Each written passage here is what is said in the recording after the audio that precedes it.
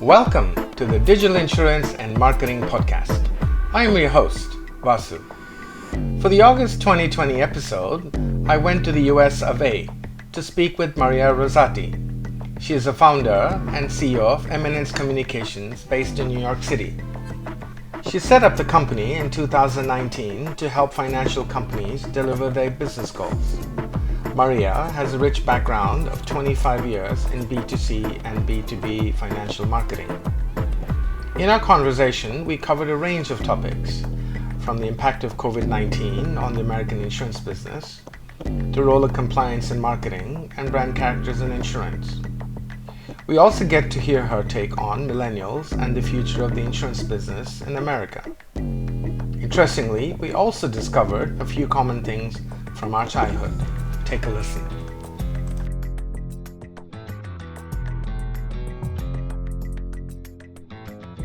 I was going through your background. I found a few interesting similarities. And Syracuse. So I grew up in Syracuse. I see that you have a relationship with Syracuse. Yes, I did my junior spring semester abroad at Syracuse University in Florence. And at the time, they were one of the few schools that had travel abroad programs. I was very excited and I did a semester and met some great people. It looks like you went to a school that taught you very early about finances, right? So you started collecting money long before, you started working. So you went to Tollgate, right? Yes. Tollgate School, high school. That's a very really interesting name for a high school. Started early collecting money. That's Yeah. No, the name for the high school came from the road. The road was Tollgate Road that the high school was on. And, back in the day, at one point, it was a toll road. So, yeah. Yeah. What's your first recollection of insurance? So, interesting enough, my uncle, my father's brother, was an insurance agent. So I've always been exposed to insurance. He was an insurance broker. He lived in the neighborhood and he had a local office. So most of his clientele were, family, friends, and he built it up over time. But, it was a different era. It was the 70s where most people went to a broker to, find out the best rates, companies to insure their property, the casual, the auto. So, most people didn't interface directly with the insurance company. They went for a broker. So it was actually a very lucrative business as well. And, you said he was kind of a pillar of the community because everyone went to him. And so, he was fairly well known and he built up a very solid practice as an insurance broker. That's wonderful. Do you remember the first insurance product you bought? I do. For me, living in New York City, I don't have a car, so most people would say auto insurance. But for me, it was apartment insurance was the first piece of insurance I purchased on my own. Was that like a renter's insurance, something like what Lemonade sells today? Yeah, yes, exactly. Have you bought anything from Lemonade recently? No. And actually, which probably isn't on the resume that you saw, but early on, my first job when I moved to New York City in 1988 out of college, I worked for Liberty Mutual Insurance and I was in business insurance. I was an assistant to a salesperson. So when she would sell a policy, I would do all the paperwork to make sure the policy, that all the information was accurate and the policy actually was issued. So it was a lot of insuring of buildings, parking garages, parking lots. So I learned more of the business side. So when I got my first insurance for my apartment, I went with Liberty Mutual because that was the relationship I had. You had some fond memories of the company. Yeah. That's really nice. Yeah. Why do you think most people have a low opinion of the insurance business? One of my good friends is an insurance salesperson, and she's more, health, life insurance, annuities. And I think a lot of people have the, conception that you're going to spend more than you'll ever get from the insurance. I think the concept is changing. We're also going to a digital environment, the Oscars of this world and some of the others where it's cheaper. So people are more are warming up to it, as before, everyone thought you were paying more and it was pricey and you'd never get what you wanted in return. So I think some of it has to do with longevity. Some of it has to be going with digital and, less expensive options. So I think the concept of insurance is changing. And I would just lastly say, COVID-19 was a health crisis, but it also made a lot of people look at their financial and physical wellness and say, what if I die tomorrow? Or what is my investments? What are they doing? I just got laid off or whatever. So it made a lot of people more receptive to insurance. And I think in another year or two, we'll really see the change. We don't have the data right now, but I think that's going to be a major turning point in how people look at insurance as well. Have you seen people buy more term and health insurance products given the COVID-19 situation? Yes. So I personally, I'm in touch with my friend on a daily, weekly basis, and her business is booming. I mean, people want to talk about everything from their, more the estate planning angle, which takes into account the insurance, annuities, investments, health insurance. So she is busy. Yeah. So I definitely see that people are really starting to pay attention to their, their financial situation. That's wonderful. Early on, you were kind of mentioning about Oscar. And do people now realize or wonder why they were paying significantly more premiums than they were now, given the digital players are on the scene?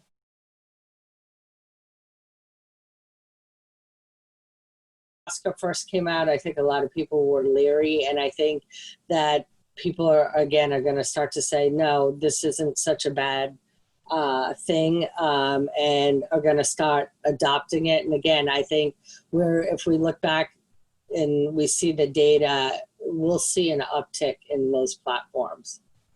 Okay, that's good to know. I'm interested just to ask you, I mean, you're interviewing people all the time. Have you had other opinions, or what are people saying that you've talked to? What we're seeing in Asia Pacific is an uptick in term life insurance. We've also seen a spike in health insurance. In fact, in some countries, we see higher sales for health insurance than for car insurance. And that kind of explains to some degree, because the lockdowns, you can't drive your car anyway. Yes. So some people are choosing not to buy car insurance or renew their car insurance. They're taking that money and instead putting it into life or health. And that's a trend that we're beginning to see. I'm not so sure that will continue after COVID-19 dies out, but that's what's happening right now. There is a heightened awareness for health and health insurance. Definitely. What would be interesting to see is how long this will last. Yes. That's something we need to watch out for. Now, are people in the United States ready to buy insurance online?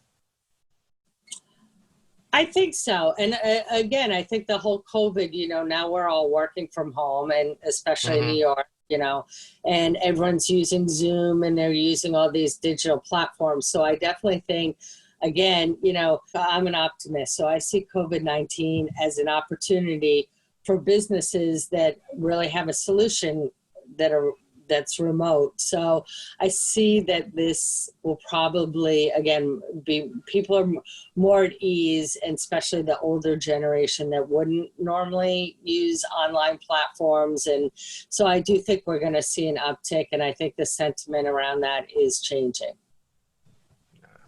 Thank you. Just kind of sidestep into two other discussion points.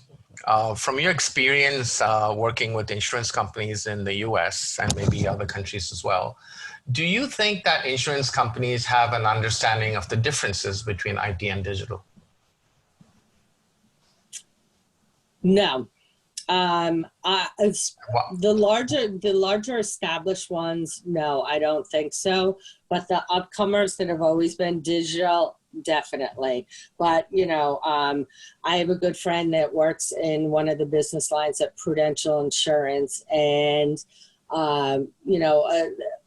they've never had anyone ever work from home. So this was so in their 100-plus-year history, this is the first time that they've had the company work from home. So that just gives you an idea of the mindset of digital versus non-digital, and the whole even IT infrastructure. I mean, they had to scramble to get people to work from home. So, but the upstarts like an Oscar that's always been digital, they get it, they understand it. So I think what you might see is a lot of the traditional companies turning to digital and getting more comfortable with it, because now everyone's working remotely and we are going into a digital world. So it's kind of giving them a kick in the pants to put more money in that direction. Mm-hmm. Is there enough talent in the United States to manage digital insurance? I think there is, because I think there's a lot you can start doing with AI and some other solutions. So it's not a question of manpower. It's more a question of mindset. How many companies that you work with understand the role of marketing in insurance? If you're direct to consumer, I think they understand marketing. But if you're more of a business to business insurance player, they don't understand marketing, and they don't really fully tap the marketing spectrum and really know how to harness it. And so I think that's where it lies. When you're more direct to consumer, they get it. Okay. So the B2B angle is probably not well understood. Yeah, they tend to lag the B2B in terms of technology, digital capabilities, even speed to market. Also a lot of these players that are B2B, they might create good content, but they don't really know how to build their lists, and they don't know really how to harness lead generation and take advantage of it. And that's where I see the problem. A lot of them can create good content, but they don't know how to distribute it and engage the client to be more effective with their messaging. Any interesting marketing experiences you want to share with us? Yeah, what I do think is one of the big problems between insurance and finance. It's heavily regulated. So I find it's very hard for them to create messaging that's personalized. A lot of it, has to go through compliance, and then it becomes a mass email that goes through, a system to deploy like Salesforce or whatever. And I just find it's usually very unpersonal, very general, not tailored to the person's experience. And I think once, I feel like compliance in insurance and in finance is very backwards, and they don't understand social media and how to embrace it and understand it so that they can be forward looking and help the business create better communications and more engaging communications. So I think that really needs to start changing. And that's really one of the biggest problems, is having everything be complied and not a personalized experience. So that's not me, but yes. So what you're saying is, for insurance and even finance companies, personalization at scale is still far away. Yes. There are compliance issues. Yeah. Yes. So if you were to meet a compliance officer, what would you tell them? How would you convince them to kind of the benefit of personalization?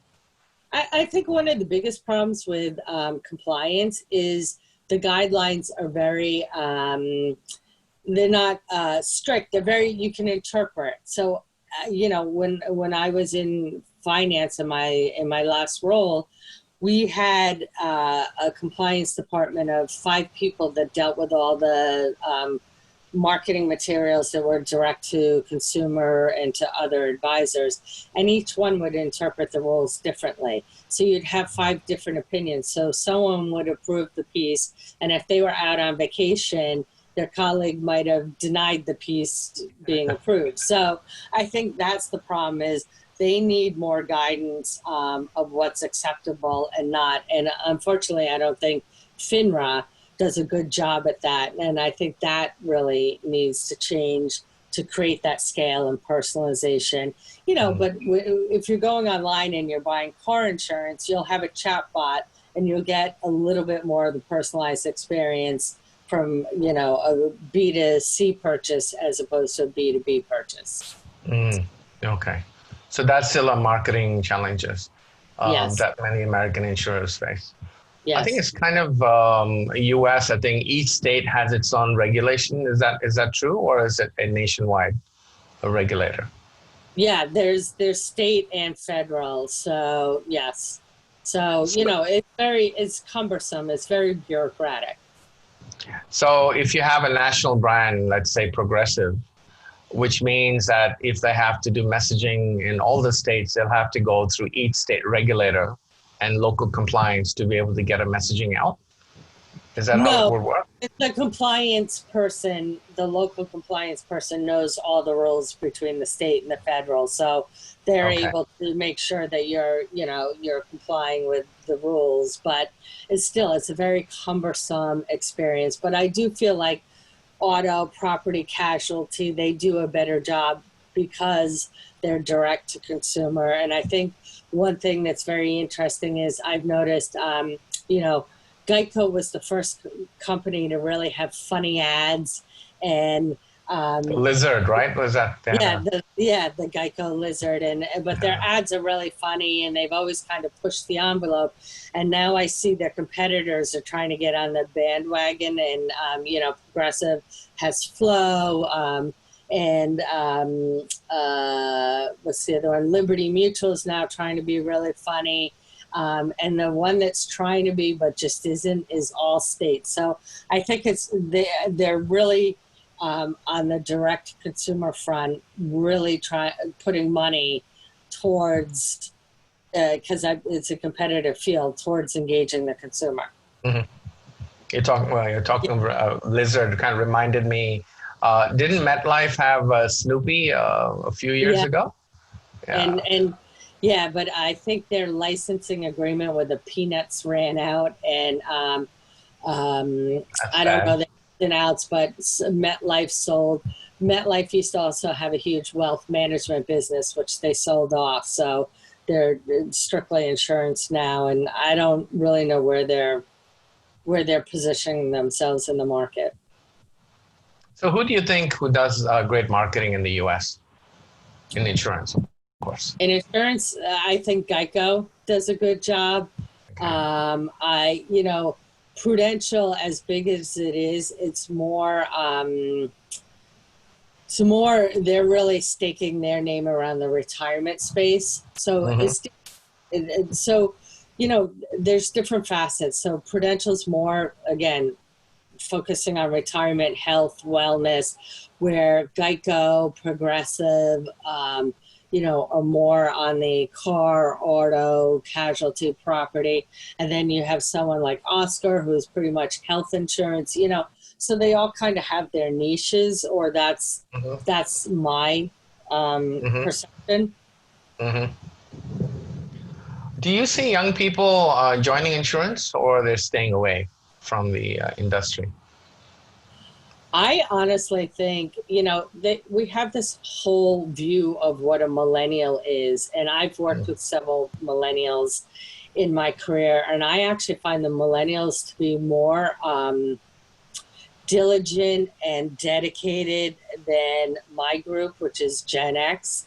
And they're more responsible, and they seem to be very more mature. And I don't know if it's latchkey, kind of, a lot of them had divorced parents, but they're very self-sufficient. So I see them as very serious about insurance and the need for insurance and understanding its concepts. So I definitely, insurance is not something that's going to disappear with that generation. And I just think the whole COVID-19, that generation was really affected. You know, a lot of them were recently laid off. So I definitely see them understanding the value of insurance.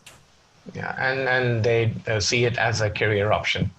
Yes, yes. And as a career option, yeah, for sure. Yeah, The biggest problem is we're lacking in the United States in financial literacy, which is, you know, finance, insurance, and that we need to do a better job of communicating that in schools. You know, we used to have, when I was growing up, health, a class in high school and junior high. And I think that should maybe be health and wellness, and maybe we talk about financial literacy in that class so people better understand it. And you know,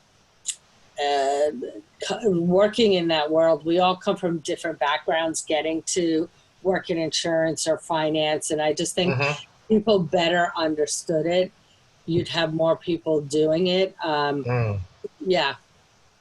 But I do think it might be harder for the insurance broker, going back to our original conversation of what my uncle did, because you know, the bigger agencies have their sales force. So I don't really know if that's still a lucrative business as it used to be.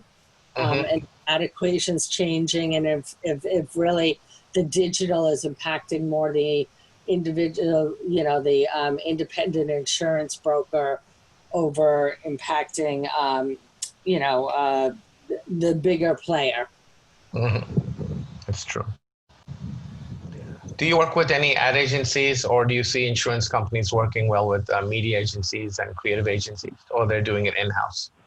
So it's interesting. A lot of the larger players had everything in-house. So, you know, like I mentioned, I have a friend that's been at Prudential for 10 years, and they used to have their own ad agency, media buying, creative, all of it in-house, and just margins in the finance and insurance industries have been shrinking over the years. So they've now are going to start working out of house with agencies when you know, when they need creative and everything that advertising entails. So, but you know, the agencies that are direct to consumer have been doing this for years. So, and there are PR firms, and there are marketing firms, and there are ad agencies that just specialize in finance and insurance. So, yeah.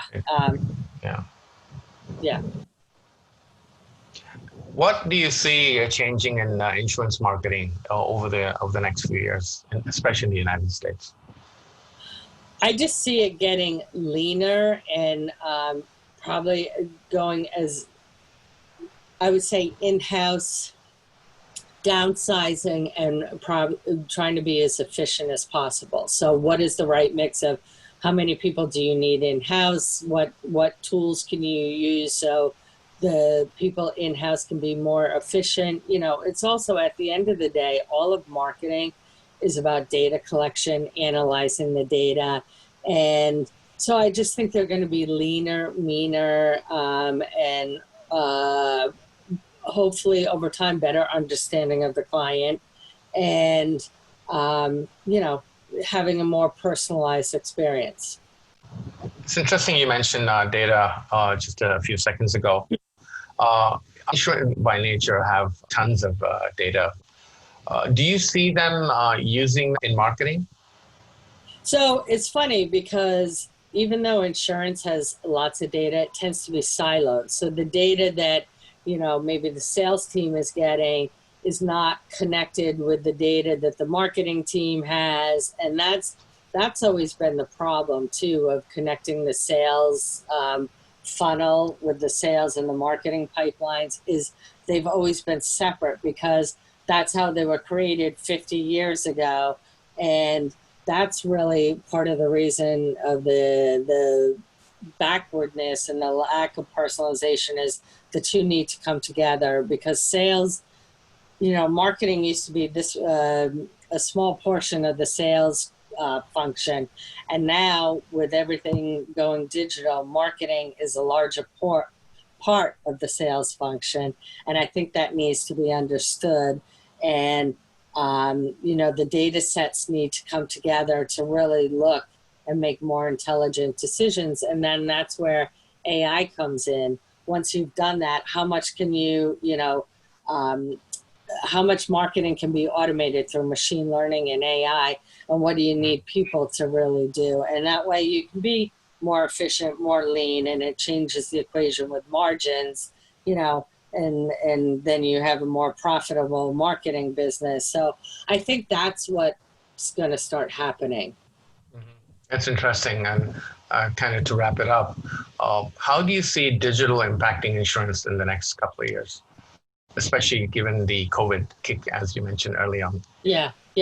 I do think it's just going to change the mindset of how marketing works. And like I said, everything has been siloed, and I see that that's going to change over time. And,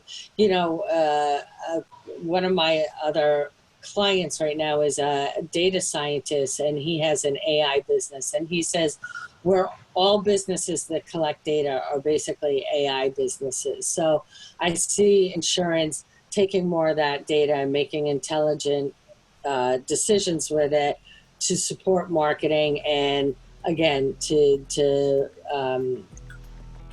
just create a better experience for the user, and also helping them maintain margins. Okay. Thank you, Maria. Any other points you want to add or ask? No, I thank you for your time today, and it was great to speak with you, and I hope your listeners enjoy the conversation.